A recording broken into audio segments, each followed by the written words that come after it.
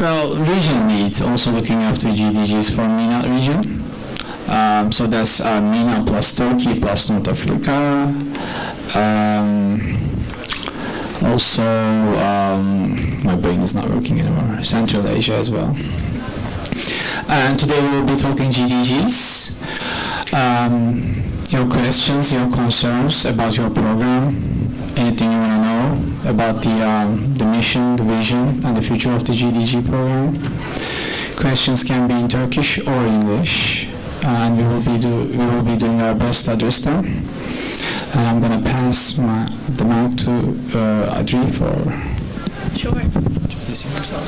Thanks, Baris.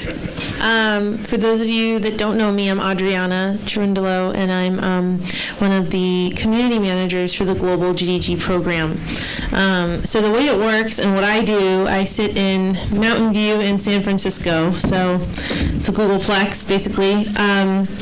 And my job is to be a liaison between the GDG community and Google. So I am here to support the program globally, to provide vision for it, to understand what your needs are, and to create programs within that and initiatives to get the resources and the support that's necessary to support the GDG community at a global scale. So how it works is myself and Van work on these initiatives, for example, the Polymer Polytechnic event series or other initiatives that help to get content and so on support out to you. And then we work with people like Baris and the other regional leads around the world. Every region has its own regional lead that is that main point of contact there on the ground. Come on in, you guys. There's plenty of seats up front, so we don't bite.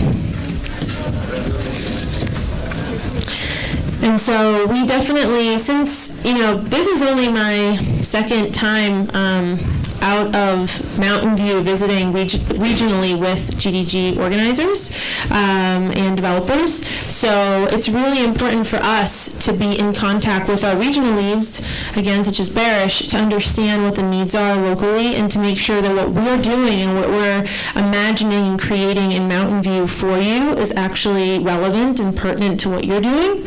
And likewise, to get feedback from them to understand how we can better create our programs to meet your needs. So that's how the program, how it works, how GDGs are supported globally. So I'm really happy to be here. And how many people here are GDG organizers? Raise your hand. Okay, so most of you guys here. Awesome. So yeah, that's really the intro.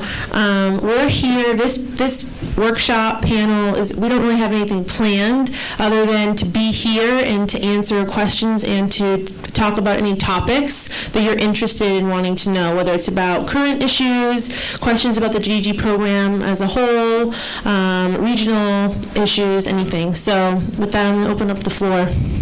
Take any questions. And while you are thinking about your questions, I would like to give you a brief history of DevRel team in Istanbul. So it's a pretty new team. We are only 4 months old, but it's exciting because it shows that Google cares a lot about the region, and now we have a presence in Istanbul, and we are supporting 29 countries from here. And currently there are 128 active GDG chapters in the region. That's in 11 countries, and we are looking forward to actually double that amount, hopefully, even triple, who knows. So it's a growing team. I'm the only member right now. And yeah, that's about it. So what do you want to ask? This is your opportunity, so go for it.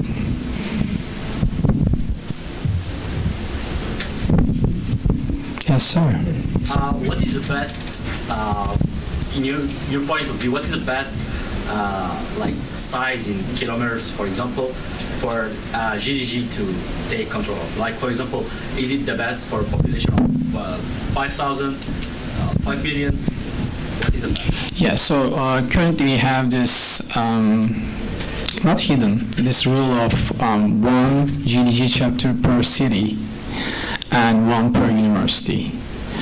But I see your point. Like, for example, in a city like Istanbul, where 15 to 20 million people live, it would make sense to have more GDG chapters. What do you think about that? So pass the mic. In general, GDG chapters, the location, it's not so much about the number of people generally as what makes sense for people to travel to come to that meetup. So I guess number of people becomes an issue if you have so many people that are coming into one location that you can't hold them all in one space, and it becomes unmanageable. In general, we haven't had issues with that so far. For example, Silicon Valley, obviously, in Mountain View, there's tons of developers there. They generally have about 100 to 200 people that come regularly to the monthly events, and sometimes a little bit less, sometimes a little bit more. But there's one GDG for all of Silicon Valley, and that tends to work for them. But the general rule is the location should be such that anyone within a reasonable commuting distance can go to that GDG. Otherwise, if it becomes a little bit of a hardship to get there, then that would be the cutting point, the boundary of where the next location could be. So similarly, if there's one city and it's easy to move around, we wouldn't want competing GDGs in the same city. That wouldn't really help anybody. Where we have a few places where there are two separate GDGs in a similar location is because one feels strongly that they want to focus just on Android, for example, and then the other one is all other technologies. But even in that case, the GDG organizers work very closely together and run events together as well. So yeah, so that's another reason why we don't want a GDG for an entire country, let's say, because, for example, GDG Turkey would make no sense because if it's in Ankara and, you're in Istanbul or, I don't know, like a couple hours away, you're not going to commute all the way over there, right? So it's whatever is a region within which anyone there can reasonably get to the meetup. So it's hard to estimate a number in terms of kilometers or miles, but as Adriana said, it's all about being able to get to the meetups and DevFest and such. But yeah, we are seeing, so that is affecting the numbers as well. A DevFest in Istanbul with more than 2,000 people, while if you go to Izmir or Ankara in other cities, it's going to be smaller. So it will affect the number of attendees to meetups and events. But currently the number is one chapter per city and university.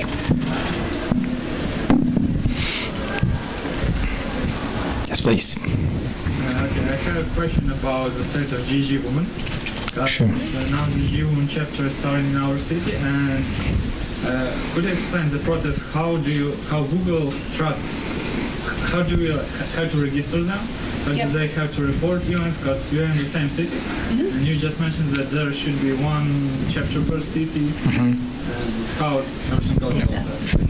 Yeah, so GDG Women, for those of you that don't know, is a sub-community of the GDG program.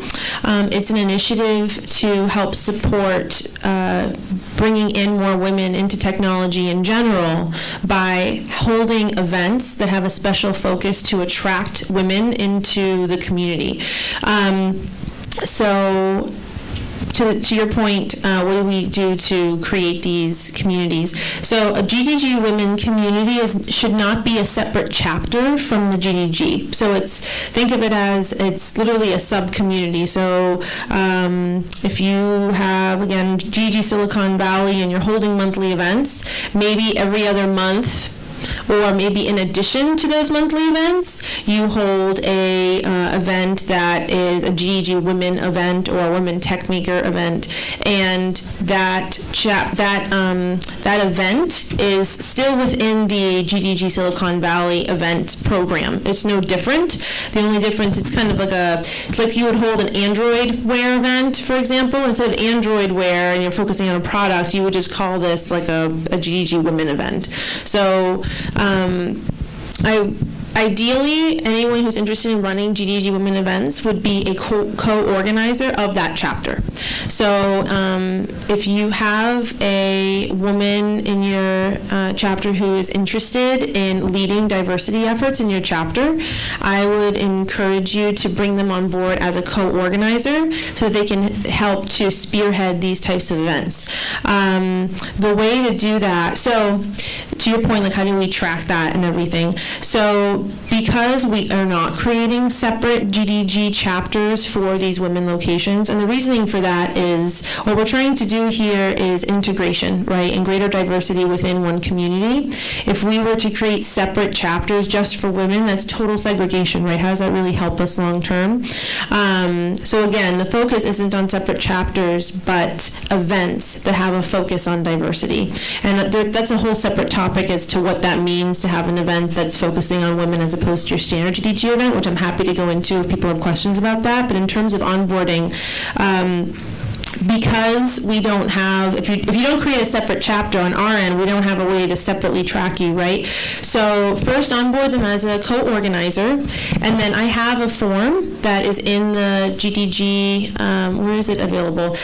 You can email me for the form. It's available in some of the communities, but it can be hard to find. You'd have to dig for it, where the diversity lead, and so the woman in this case, it can also be a guy if you're interested in spearheading these events, to just sign up. That way I have a roster of all the organizers that are raising their hand as a diversity lead, and then I'll add them to a separate Google group and a G+ community that's specific for diversity leads in the GDG chapters. That way we can target communications and resources about how to increase diversity to these specific subgroups of organizers. So all you have to do is sign up. I add them to the communities, and that's it. And then just start adding in, log those events into developers.google.com as you would with any other GDG event. And similarly, the way that we track all of our events is through our tagging system. So there's different tags when you enter in your event as to what it's about, whether it's the product, Polymer Polytechnic, if it's part of a Dev Fest, all those tags, right? So we have a GDG Woman tag. That way we're able to track it. That being said, so I will just touch upon what's the difference between GDG Women and a regular event, just because I feel that that's important. What defines a GDG Women event or women-focused event is simply the consciousness and the intention around trying to get more women to attend. So you don't have to go and plaster that it's a women event all on your, on your marketing material and completely change the branding. You can if that's helpful. But for example, in San Francisco and in some other areas, if you market an event as a women's event, you're not necessarily going to get women to attend because they might feel a little weird that you're calling it a women event, right? But instead, what you can do is notice the types of technologies that the women already in your community are interested in, if there's specific focus areas or topics, and hold an event around that and find a woman speaker to be a role model to come in and deliver that talk. And then perhaps work with any local women or women in tech organizations in your community to broadcast and market your event. So outwardly, there's no sign necessarily that it's a women-focused event in this case, right? But you're still doing things on the back end deliberately to get women to attend, to bring them into the fold and make them feel more comfortable. If it does work in your community to market it as a women's event, for example, in Southeast Asia, they have Geek Girls community, and it's really helpful because the women like to see that there's an event focused just for them. You're welcome to use the branding of GDG Women or Women Tech Makers, and that's totally fine. So it's up to you how you want to market it, but in terms of how we define what that event is, it's simply having an intentional, deliberate efforts in the way that you organize the event, what the content is, and who the speakers are to include diversity. Does that answer your question? Great. Fantastic. Any other questions? Go ahead. Let's say we are interested in developing and such technological events, and we want to be part of a community like GDG. Is it possible that we join the local GDG group? And if yes, what's that we can do in that group, and can we take roles as actively, for example, help the organizing such events? So you're asking how to join your local GDG? Yeah, absolutely. So you can start to just attend events. So I'm not sure which website the local GDG here uses, if it's meetup.com or where are you located? GDGistanbul.com. Okay, so GDGistanbul.com. So I would imagine that they have, well actually, do you want to speak a little bit about how to get involved? Or any of the organizers here want to talk about how to get involved into in the local GDG community? Usually for Istanbul it works like you just start attending the events, and the more you attend, you start taking more responsibility. Like one day you bring water, the other way you work with the project, the other way you start speaking about something, giving talks, other stuff. And most of the guys over there, I started GDG Istanbul in 2009 on myself. So until early 2011, I was alone. So one day, one guy saw me carrying a huge water bottle, and then he also joined. Then the others also. And so it's just like the more you get in and get more responsibility, you start taking the lead. This year, I almost did nothing for the staircase. Now that's a sign of a good organizer. Other than fighting for the budget. Each year, someone takes each year, someone takes more responsibility, and if someone takes responsibility, we just let him do the stuff. That's it. That's how we work, at least for example. I can also tell my story. So Are you the water bottle guy? I first went to the Android Developer Days in Ankara like 3 years ago. So it was GTAC written already, and it was GDG also. They told me that GDG changed into GTAC changed into GDG, and I say them, how is there a GDG Istanbul? Who can I find? And they say find Murat Yener, and I find him. And I asked how to attend it, how to become a part of the group. He just said me that just come to the events and send me an email if you want to talk about something. So I just sent an email to him about the talk. It was really brief, and as far as I remember, it was not very well. So this was my first time, and after that, it continued. Yeah. We have no hierarchy. If you join, you might be the leading organizer of the next event in 2 months or even less. Zero hierarchy. It's not difficult.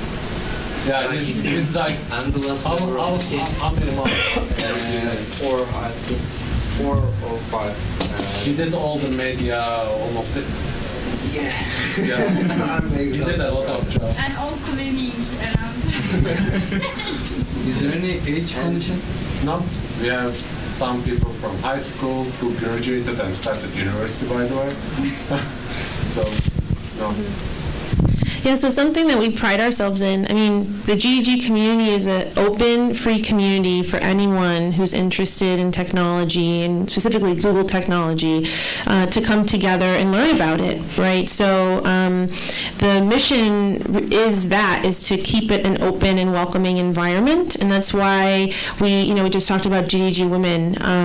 Obviously, there's diversity. We could tackle so many different types of diversity issues, but one striking one, obviously, see in technology globally is the disparity, the gender gap in technology. So that's just one way that GDG Women is one way for us to start to address that. But yeah, I mean, in general, every GDG chapter has its own different ways that it works in terms of organization and so on. But in general, there's a few lead organizers, but they always need help. There's always can always use more volunteers, especially for large events such as this one. And generally, with each chapter, every organizer will welcome in open arms anyone who wants to continue to participate in a bigger way. Yeah. As volunteer for a lot of GDG stuff, I can just tell it's a good way to go to the organizer and say, I can help with graphics, I can help with development, I can help with just say what you can give, and they know which people they can ask. And that's the best way to get in. That's just knowing, okay, that guy can help me. Exactly. That was my experience. Chase the chapter leads, and then try to involve. And if for example, you are living in Istanbul, but you are from Ankara, in that, just an example. So that doesn't necessarily mean that because you're in Istanbul, you should join the Istanbul GDG chapter. You can also go for your local, your city's GDG chapter as well. So you can contribute. So because you are far away doesn't mean that you can't contribute. So not stick with only with the GDG chapter in your city, but try the other options as well.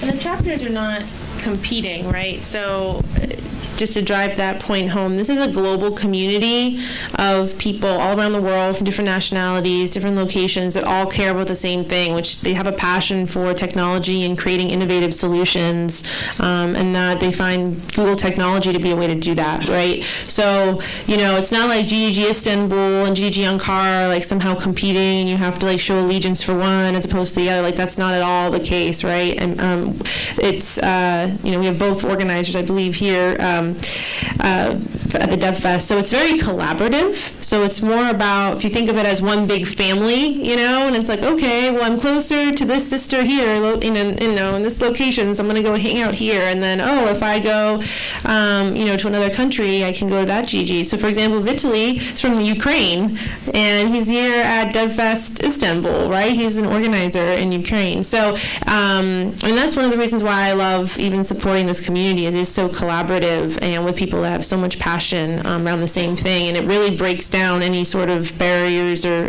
differences, racially, nationality, or otherwise. It's really great to see.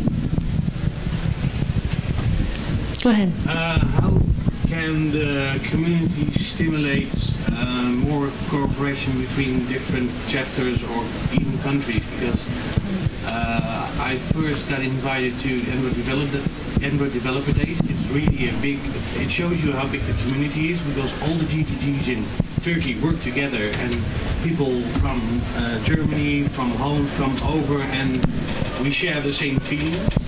But there isn't really a good way, besides the GDG Summit or your GDG regional meeting, to do cross-contamination or cross-helping each other. How can we stimulate that? Well, yes, I'll ask you, what would you like to see? I would like to ask the organization who did the Android Develop Days how they do it. So I want to see, like, maybe besides the GDG leads email, getting in touch with organizations or I don't know. Yeah, actually, I would go for two different communication channels. The first would be the mailing lists. So, for example, in my region, there is a group called Minat GDG Leads, and all the GDG leads are there, and then they are sharing, and they're like organizing events between themselves as well, and communicate, and they ask each other questions. So we're gonna do this event. What do you think about the sessions, the agenda? That's where they share the information. Also, we have a Google Plus community where you can find the fellow GDGs and then share the knowledge, and then also talk about your events and get more information about what's going on in the region and the ecosystem. So those two channels are really effective. But if you have any other ideas, if you have any other suggestions, we can add more channels for communication. I think it's more globally, because there are a couple of moments that we actually do meet. But seeing this DevFest and seeing the Android developer days, it's much easier to get different organizations, different GDGs together. Mm-hmm. But it's still hard. Yeah, I mean, I think that doing an event like Android Developer Days, for example, it's a huge event, right? And so if you DevFests are a great opportunity to work with other regional GDG chapters to bring an event together if you want to work on something like an event. I think there's a few different ways. There's events, and then there might be regional projects. Maybe there is a local challenge that's really hard that everyone is having to deal with, and maybe as a country you guys decide to tackle this problem by putting a project together, so now actually doing a development project together to create a solution for that, as an example. There could be also other ones out there, but those are two primary ways or vehicles that I see as points of collaboration. For example, last year we supported a DevFest in Texas, and so it's not all of the United States, but Texas is a really huge state, and there were 3 GDGs there, and they all came together and did a DevFest in Austin, Texas. So for that. Obviously, it was a pretty large DevFest and undertaking, so they had the support of the North America regional lead, and together they created that event. So I would imagine it's similar to how Android Developer Days was created, where you have people from all over the region coming together to put an event together. Obviously, it makes things a little bit, it's always difficult the more people you try to involve to actually get an event off the ground, even coming up with a date and so on.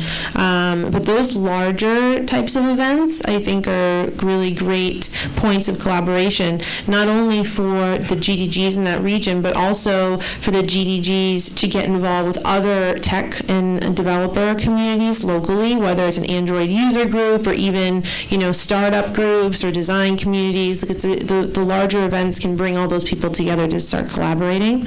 But that's just the tip of the iceberg. So if there's other projects or ideas that you have in mind of how we can support greater communication and collaboration, let us know. To Baris's point, I think, so each region generally has its own specific regional mailing list for the organizers. And from what I understand from our regional leads, those are actually more active, and people actually pay attention to those way more than the global lists, which I can understand because it has the local language and it just feels closer and more relevant to the people in that region. So I would reach out to those channels, the mailing list and also the G+ communities for your location, and also talk to your own regional lead, since they're way more, more than me anyway, understand the ecosystem and the opportunities and what's available regionally, and then they can help support you to bring the chapters together. But in general, we definitely support collaboration, especially cross-region. So it's something we want to support. Thank you. Yeah, of course. Yeah. Collaborate with Turkey, all the GDGs have a mail groups, and we know about each other. If there is an event in Istanbul, we all event, we try to help them. If there is an event in Kütahya, we try to help them by making the whole list, the GDG chapters, all the GDG chapters having this mail list, and we try to help each other more. It's the GDG-Turkey, right? Yes. Yeah. Careful question, because you said crossover and other kind of topics. In Berlin we have a very huge meetup which is called Mini Game Jam. It's also available in Munich and I think in San Francisco too. I know Google is reaching out to designers, and this is maybe not, maybe you can't answer that, but are you planning to go this step with the GDG? Do you plan to reach out to designers and their events and meetups? I know that's on a global standpoint, you mean, like our direction of the program? Global standpoint. So you mean like a GDG chapter for designers or something? Maybe for designers, or get in touch for the first place with existing meetups, because I know Google is fresh in right. this area. So obviously design is something, so just to answer from a GDG standpoint, GDGs, Google developer groups, the focus is on developers. Okay, so that's never going to change. This is the Google developer, relations team, or rather a developer platform team. Our names keep changing. That's our problem. But developer platform, developers are at the core of what we do. So I don't know who is reaching out to who, for the designers locally there. What I can say is that at our developer conference this past year at I/O, the message there and the theme was design, develop, distribute. So those two, bookends of design and distribute were there. So what does that mean? And our position on that, and that's actually something that we've been thinking about and working on internally, right, is to what degree is design and entrepreneurship important to our developers? And what we've been hearing is that, well, it's important because you can't develop in a silo without having some understanding of design concepts and having some understanding of ultimately what's your goal with this app, right? If what you're building you want to actually bring to the next level and monetize, there's some relevance there. So something that we're considering is how can we better support our GDGs globally with content and resources to address design and entrepreneurship for developers. What do you need to know to be better developers and to build better apps in the design and entrepreneurship areas? So that's something that we're thinking about and considering, and we totally welcome your feedback on that. Do you want content that includes some design information for developers, to build better apps? Is that something you're interested in? I know that some GDGs are already working with local design groups and startup groups and doing pitch nights and startup weekends and so on, and they love it, right? In other regions, they don't really love it because it's not relevant for what they're doing, because they already have such strong siloed communities that there isn't lots of, cross-pollination. Yeah, it's just a theoretical question, because Mini Game Jam is doing something very good. They pull design, a very good design creative way thinking together with hacking. It's literally a hackathon and design together. And I know lots of Googlers love that kind of stuff, so it could be a good connection. Totally. My question was simply, do you plan or encourage the GDG to reach out to those people and maybe work together, because that could be fitting in a sense of development? Totally. That is... Yeah. So the answer is yes. I mean, of course, GDGs are independent communities, right? So you do whatever works for you and what works for your local community. Given the direction that Google is going with the design, develop, distribute model and the fact that was the I/O theme, we totally support and encourage you to work with your local design communities. And that's a great example of what you just said, is hacking with design. That's awesome, right? Because then you're also bringing designers and developers together. I mean, it's great. So if that's something that's of interest to you and you have those other communities available locally, go for it. We'd love to see that. Yeah, so in an event, a GDG chapter is free to hold a session on design. That can be a technical design. The design can start with CSS3 or HTML5 as well, so it can be a technical session, or it doesn't have to be technical. It can be just about like the layout and buttons. That's fine. I wouldn't, if a GDG lead sends me an agenda to the review, and then if I see a design session, I won't be like, okay, you guys are like Google developer groups. This is not about developing, because it is about developing software as well. So why not? Yeah, GDGs can work with designers. Cool. I can now say form and just leave it like that. But yeah. Yeah, true. I'm happy. Thank you so much for your answer. maybe a silly question. What's the mission statement for 2015 for you guys? We have a long mission statement with about high app quality. I'll leave Well, I'll leave that to you. okay, sure. Yeah. Well, specifically for our team, it is to empower. I'm going to do it kind of not verbatim, but paraphrase here. But it's to empower developers globally to raise their own technical level of proficiency, so that to empower them to create better apps, essentially. So the focus there. High quality apps, yes, better apps, high quality apps. The focus, what's important there is our focus on making developers better. So raising their technical proficiency and enabling them to create apps that are really great. So that's why in 2015, what we're going to be focusing on, so let me backtrack. So in the past, this past year, how we've been doing that to create better developers has been through product-focused initiatives. So, for example, the Polymer Polytechnic event series that was around Polymer this past fall. It's actually, well, it's still kind of going on right now.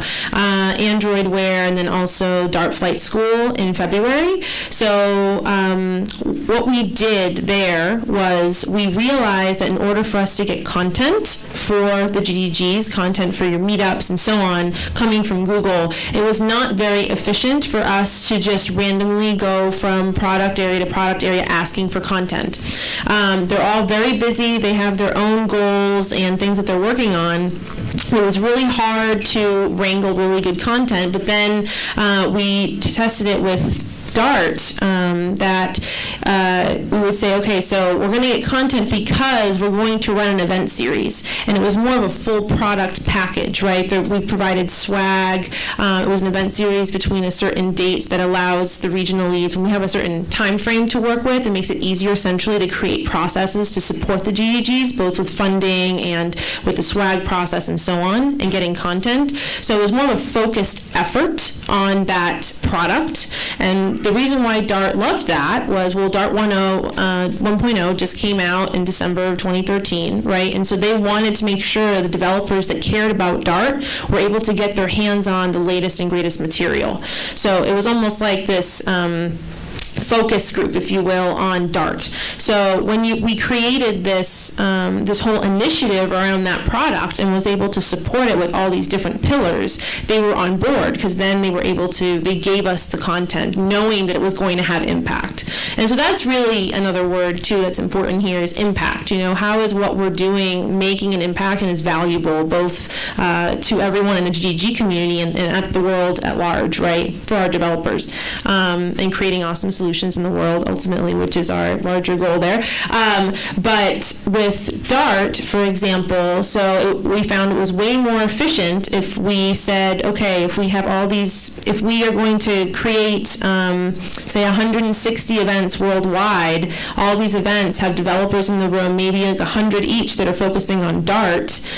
They were like, wow, that's awesome. Okay, yeah, I'll get you content. And then Dart, Seth Ladd, who was the DA for Dart at the time, was super integral in making that happen. And he loved it. I mean, he was in the G+ communities. He was, you know, interacting with all of you. Any of you that, did anyone here run Dart Flight School February? Oh, yeah, see? So, we were able to get involvement with the product team in that way.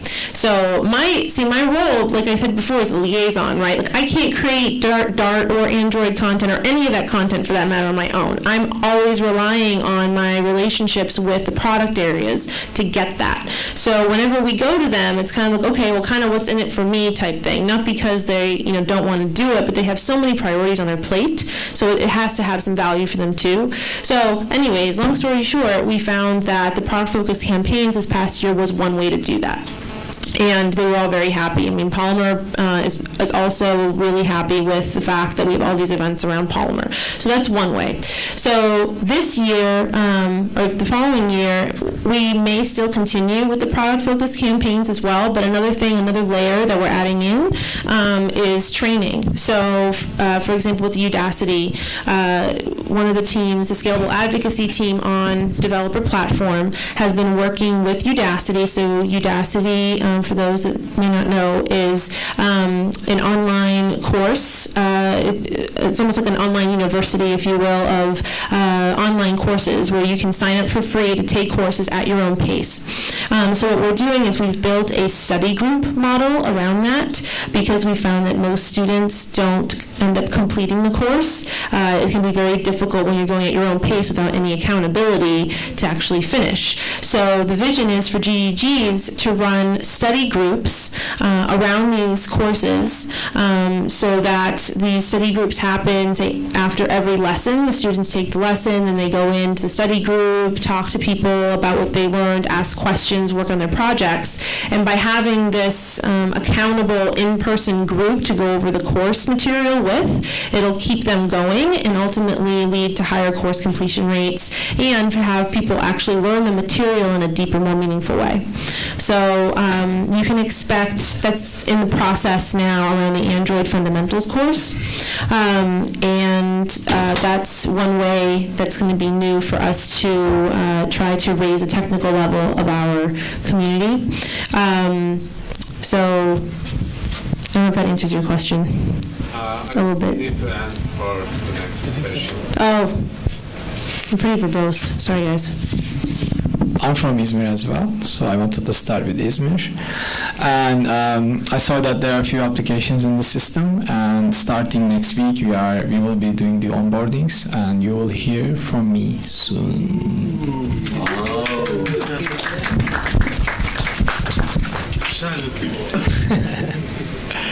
Okay, guys, sorry about that. I think we have to yeah. Well, thanks for your time, and it was good to catch up, and thanks for all the questions and coming here. Hope to see you again. Thanks.